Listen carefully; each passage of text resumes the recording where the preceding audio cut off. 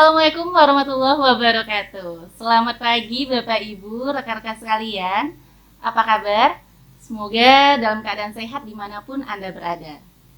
Kembali lagi bersama saya Fiona di podcast Kesehatan RSUD Kota Dumai. Selama 30 menit ke depan, saya akan menemani Bapak Ibu sekalian untuk membahas masalah seputar kesehatan yang tentunya informatif dan juga edukatif. Bapak Ibu, rekan-rekan sekalian, tahukah Anda setiap hari Minggu terakhir di bulan Januari diperingati sebagai Hari Kusta Sedunia? Berdasarkan data WHO 2020, jumlah kasus kusta di Indonesia menduduki peringkat ketiga terbanyak di dunia. Kusta pada umumnya dapat ditangani dan jarang menyebabkan kematian. Namun, kusta berisiko menyebabkan kecacatan, sehingga penderita kusta sering mendapatkan diskriminasi yang akhirnya berdampak kepada psikologisnya. Lalu sebenarnya apa itu kusta? Bagaimana mencegahnya dan apa yang harus kita lakukan ketika saudara ataupun kenalan kita terkena kusta? Semua itu akan kita bahas bersama narasumber kita yang telah hadir. Beliau adalah dokter spesialis kulit di RSUD Kota Dumai. Kita sambut Dr. Helga Pasadena, spesialis kulit kelamin. Selamat pagi dokter. Selamat pagi. Apa kabarnya dok hari ini? Alhamdulillah baik. Alhamdulillah baik. Baik dok, pada tanggal 29 Januari ini diperingati sebagai Hari Kusta Sedunia ya dok ya? Iya. Lalu kenapa ada peringatan Hari Kusta Sedunia ini setiap tahunnya dok? Nah, jadi seperti yang sudah dikatakan sama Fiona sebelumnya ya, jadi ada peringatan Hari Kusta Sedunia setiap tahunnya yang jatuh pada minggu terakhir bulan Januari. Nah, peringatan ini adalah untuk meningkatkan kesadaran mengenai penyakit ini. Karena banyak orang mengira bahwa penyakit ini tuh sudah tidak ada gitu ya. Padahal menurut WHO, laporan terakhir itu terdapat 200.000 kasus baru di seluruh dunia. Dan terbanyak dari India, Brazil, dan Indonesia. Jadi di sini kita perlu untuk menyebarluaskan mengenai penyakit ini untuk mengurangi angka kasus baru setiap tahunnya. Lalu sebenarnya kusta itu apa dok? Karena bisa jadi pemahamannya masyarakat kita itu berbeda-beda ya dok ya? Ya, jadi kusta ini merupakan suatu penyakit infeksi yang disebabkan oleh kuman Mycobacterium lepra. Jadi kuman ini akan menginfeksi saluran sistem saraf tepi, kemudian mukosa saluran nafas bagian atas, kulit, dan mata. Begitu. Lalu seperti apa gejalanya dok, kusta ini dok? Ya, jadi karena infeksi kuman tadi, dia dapat menyebabkan adanya kelainan berupa bercak pada kulit. Jadi bercak ini warnanya bisa merah, coklat, ataupun putih yang disertai dengan mati rasa, ataupun adanya penurunan sensasi rasa pada bercak tersebut, jadi terasa baal atau kebas. Bisa juga ada kelainannya disertai dengan penebalan atau gangguan fungsi saraf. Jadi terdapat mati rasa pada tangan maupun kaki. Jadi sehingga bila ada infeksi atau luka, biasanya tidak disadari oleh pasien tersebut. Seperti itu. Oh, berarti mati rasanya itu ya dok ya? Soalnya Iya. ada juga penyakit kulit yang lain kan, ada juga yang berwarna putih seperti panu misalnya gitu ya dok ya? Iya. Itu kan warna putih juga. Jadi yang membedakannya adalah mati Mati rasanya. tadi. Iya. Mati rasanya itu kita rasakan apakah dengan ini atau dengan benda yang tumpul juga atau ada ininya dok, tingkatannya dok? Ada beberapa pemeriksaan nanti yang akan dilakukan oleh dokter ya untuk mengetahui benarkah ini mati rasa atau tidak. Biasanya untuk mengetahui sensasi rasa itu ada 3 pemeriksaan yang nanti akan dilakukan.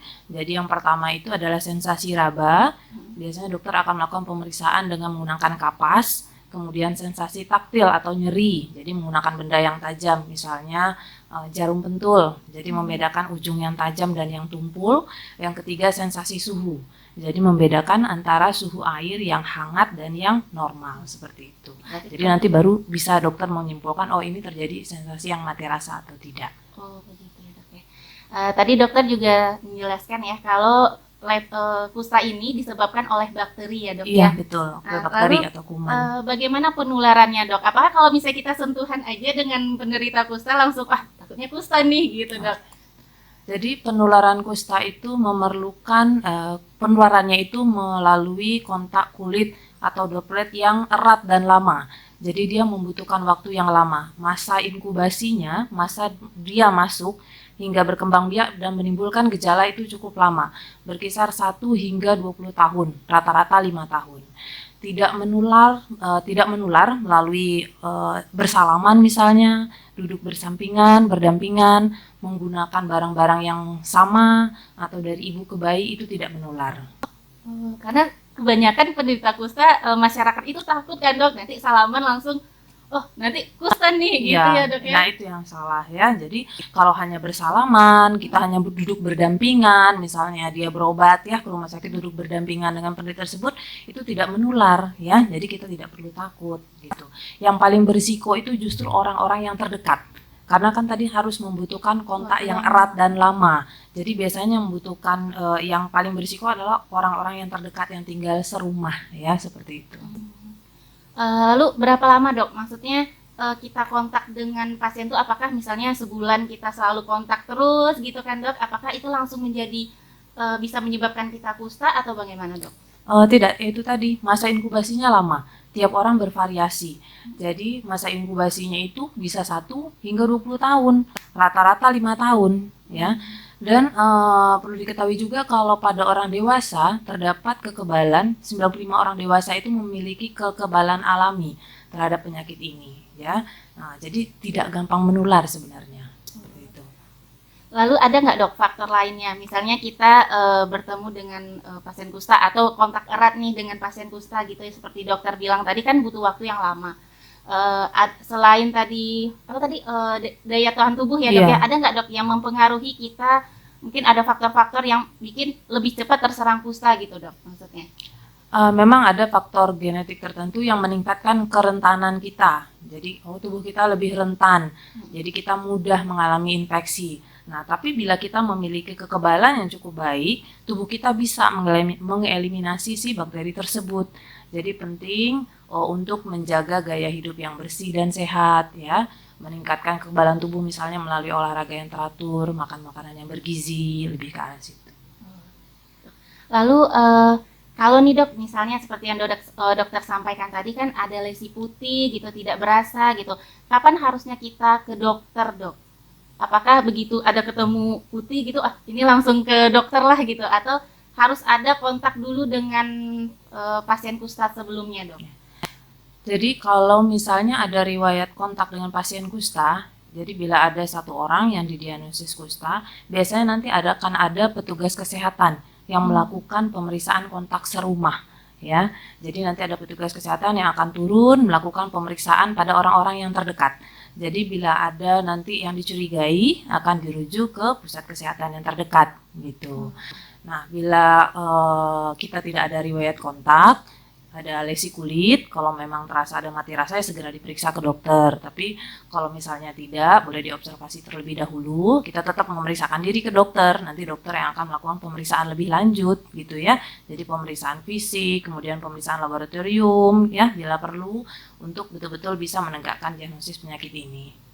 Oh, oke. Berarti nanti ada petugas kesehatan yang turun langsung ya dok ya. Kalau misalnya bagi pasien kusta gitu dok, kalau misalnya sudah, itu kan artinya sudah kita pantau gitu ya dok. Nah, pasien kusta ini sudah minum obat, apakah itu masih ada kemungkinan menularkan kepada keluarganya dok? Atau kalau minum obat nggak nular lagi gitu? Jika dia sudah minum obat beberapa minggu, itu sudah tidak menular lagi pada orang-orang di sekitarnya gitu ya.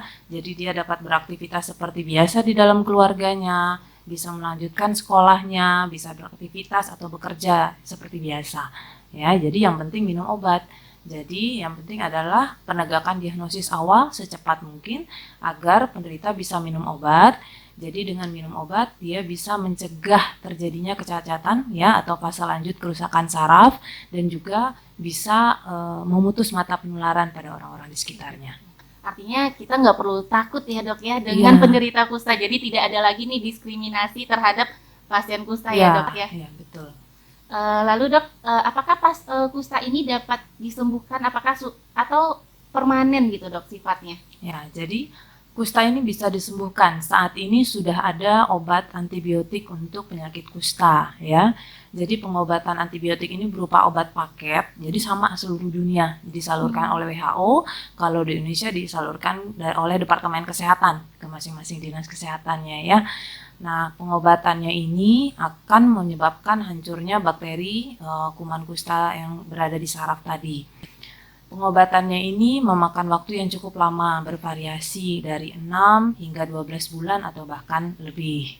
Nah, kalau yang tidak bisa disembuhkan atau bersifat permanen itu lebih kepada kerusakan sarafnya. Jadi apabila terjadi kerusakan saraf yang menyebabkan mati rasa pada tangan dan kaki, kemudian kelemahan pada otot tangan dan kaki, ada jari tangan misalnya yang bengkok seperti itu ya, tidak bisa lurus, atau yang lurus tidak bisa bengkok, seperti itu cenderung menetap, jadi dia memerlukan penanganan lebih lanjut. Komplikasi yang lain seperti adanya ulkus, jadi ada luka, biasanya ada luka yang berlubang gitu ya di telapak kaki karena kan mati rasa, jadi kadang tidak disadari ada luka. Nah, itu yang sering terjadi yang memerlukan perhatian lebih, perawatan pada lukanya. Berarti itu selamanya kalau misalnya bolong gitu dok, selamanya akan tetap bolong atau nanti ada tumbuh-tumbuh? Kalau misalnya luka yang berlubang itu masih bisa, jadi dia bisa dilakukan perawatan luka, jadi dia bisa membaik kembali. Tapi kalau misalnya seperti yang tadi adanya jari-jari yang bengkok seperti itu harus memerlukan operasi khusus seperti itu.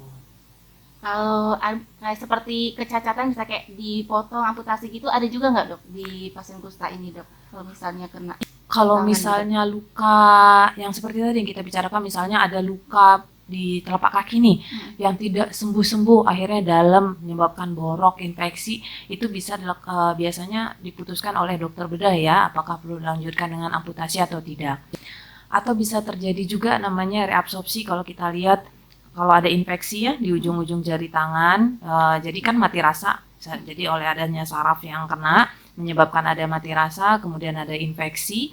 Kalau misalnya ada infeksi, ini bisa menyebabkan terjadinya resorpsi, jadi diserap oleh tubuh, jadi kelihatan ya, jadi putus-putus di ujungnya gitu ya. Bisa terjadi seperti itu biasanya pada fase lanjut ya, makanya penting sekali untuk kita mendiagnosis awal dan memberikan pengobatan agar kita bisa mencegah hal-hal seperti itu. Lalu dok, yang kulit mati tadi ya dok ya, apakah nanti kalau sudah minum obat itu nanti tidak mati rasa lagi dok? Nah, itu salah satu mati rasa pada tangan dan kaki, termasuk salah satu yang bersifat permanen. Kalau yang pada telapak tangan kaki, karena itu berarti sudah menunjukkan adanya kerusakan pada saraf seperti itu. Lalu dok, untuk komplikasinya tadi itu bagaimana pemulihannya dok? Pemulihannya kalau misalnya pada luka, tadi yang saya bilang ulkus ya, jadi ada luka misalnya dalam di kaki gitu ya, tergantung kondisinya saat dibawa ke dokter, bila dilakukan perawatan yang baik, ulkus tersebut bisa akan membaik gitu. Dokter akan memberitahu cara perawatan lukanya seperti itu ya. Terus dia juga disarankan menggunakan sepatu yang nyaman, tidak sempit seperti itu ya. Jadi sebaiknya kalau keluar menggunakan sepatu, karena kalau tidak menggunakan alas kaki kan tidak terasa, jadi mudah terjadi luka yang tidak disadari. Begitu juga kalau misalnya mati rasa pada tangan, harus hati-hati bila bekerja, kita harus memberikan edukasi ya. Takutnya nanti misalnya ibu-ibu yang memasak terkena panas kan, tidak merasa kalau itu panas, tiba-tiba sudah ada lepuh atau luka di tangan seperti itu. Lalu bagaimana caranya kita mencegah terkena kusta ini dok, agar tidak terkena nih kalau misalnya kita udah kontak dengan pasien gitu kan dok, yang serumah gitu misalnya dok? Kalau pencegahannya lebih ke secara umum ya, yang seperti kita sudah bahas tadi, jadi menjaga gaya hidup yang bersih dan sehat, olahraga secara teratur, makan makanan yang bergizi. Bila kita merasa ada kontak dengan kontak erat dan lama dengan pasien kusta, kita bisa memeriksakan diri ke tempat kesehatan terdekat. Pertanyaannya tadi ada juga, kita sudah menghubungkan ya, kita sudah kasih tahu juga sebelumnya di Instagram kita, kalau misalnya ada pertanyaan boleh dikasih tahu kami Terai Kusta. Ada pertanyaan dari warganet dok, terkait dengan pengobatan. Apakah pengobatan kusta ini digratiskan pemerintah atau berbayar dok? Oh, iya. Jadi pengobatan kusta ini digratiskan oleh pemerintah. Nah, kalau di Dumai itu pengobatannya diambil di puskesmas.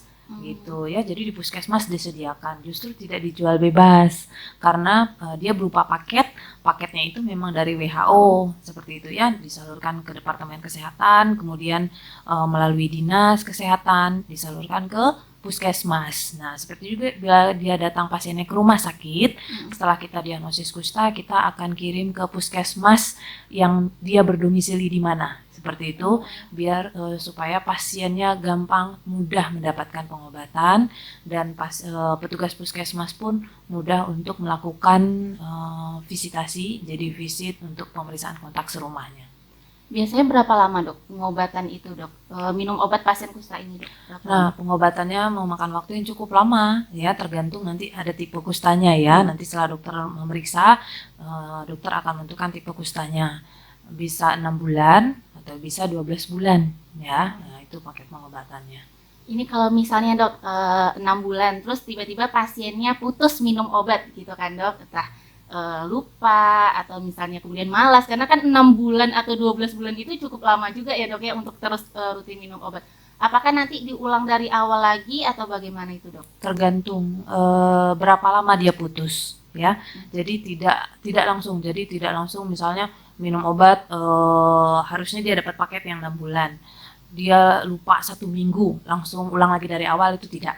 Jadi ada masa waktu dispensasinya. Nanti dokter akan melihat ya, menghitung waktunya.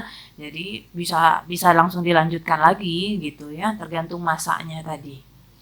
Begitu.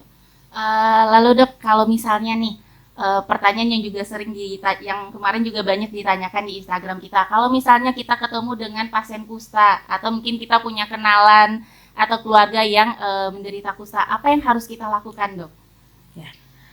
Jadi yang pertama, bila kita curiga anggota keluarga kita memiliki tanda-tanda atau gejala kusta, tentunya kita akan membawa segera ke pusat kesehatan untuk dilakukan pemeriksaan lebih lanjut agar dokter dapat menentukan ini diagnosisnya kusta atau bukan ya. Kemudian anggota keluarga terdekat harus memberikan support ya, bila memang ternyata itu kusta, memberikan support agar pasiennya mau minum obat, karena minum obatnya tadi lama ya kan, minum obatnya lama gitu ya, jadi perlu ada support dan dukungan dari keluarga. Peran keluarga juga sangat dibutuhkan ya untuk meningkatkan rasa kepercayaan diri mereka, apalagi kalau mereka sudah mengalami fase lanjut dari kerusakan saraf ya. Jadi peran keluarga, orang-orang terdekat itu sangat dibutuhkan untuk meningkatkan percaya dirinya agar mereka tetap bisa bergaul di masyarakat. Kemudian ada juga peran serta lingkungan tentunya diperlukan ya, dari masyarakat, dari lingkungan sekolah, lingkungan pekerjaannya ya, untuk tidak lagi ada stigma atau diskriminasi terhadap mereka, agar mereka tetap dapat melakukan aktivitas di lingkungannya. Jadi kita berfokus pada kemampuan mereka, seperti itu. Baik, tanpa terasa ya sudah banyak informasi dan edukasi yang disampaikan oleh Dr. Helga. Sebelum kita tutup podcast kita pada hari ini, terakhir nih dok, ada closing statement nggak dok terkait kusta atau peringatan Hari Kusta Sedunia ini dok? Iya. Jadi bersama kita hapuskan stigma dan diskriminasi pada pasien kusta, dan bersama pula kita wujudkan Indonesia bebas kusta. Baik dok, terima kasih dok atas edukasi dan informasinya. Tentunya kita sudah mulai paham ya, dan semoga ini dapat meningkatkan awareness-nya kita terhadap kusta. Yang tadinya nggak ngerti, sekarang udah mulai ngerti. Tapi kalau misalnya Bapak Ibu masih ada pertanyaan, Bapak Ibu bisa tulis di kolom komentar YouTube kita, dan jangan lupa untuk di-like dan di-share juga kepada orang-orang terdekat kita agar kita semua jadi lebih paham terhadap kusta ini. Bapak Ibu juga bisa tulis di kolom komentar atau kirimi kami pesan via Instagram di official RSUD Kota Dumai atau PKRS RSUD Kota Dumai. Jangan lupa untuk di-follow karena kami selalu mengupdate informasi-informasi kesehatan. Tidak hanya tentang penyakit, kita juga akan memberikan informasi terkait pelayanan kesehatan di RSUD Kota Dumai. Boleh kirimi kami pesan, nanti kami akan jawab di waktu kerja. Baiklah, kalau begitu dokter, sekali lagi saya ucapkan terima kasih dok. Ya, sama-sama. Saya wakilkan ya dok ya untuk menutupnya. Saya mewakili Dr. Helga dan juga seluruh tim yang bertugas hari ini mengucapkan terima kasih atas perhatiannya. Sampai jumpa di podcast selanjutnya. Saya Fiona undur diri. Assalamualaikum warahmatullahi wabarakatuh.